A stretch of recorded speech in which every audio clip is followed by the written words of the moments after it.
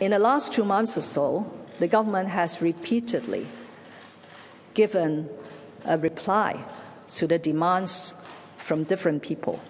So it is not a question of not responding. It is a question of not accepting those demands.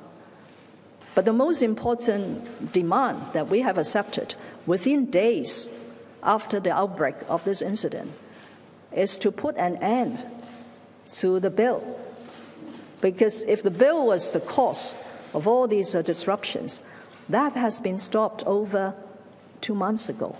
So we have to ask ourselves, the continued resort to violence and protests and harassment, what are we going to do? If we continue to tolerate, accommodate, and accept demands because of those protests, that would be a very inappropriate and acceptable response from the government.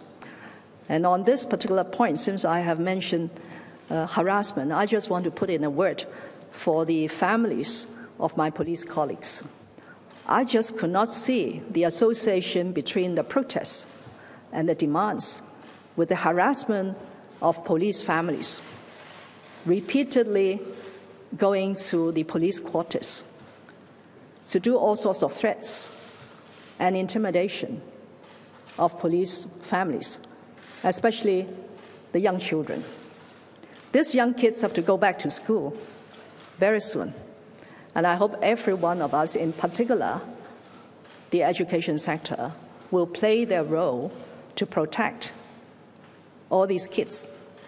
Not only police kids, but every kid who will be put under this sort of bullying when they go back to school.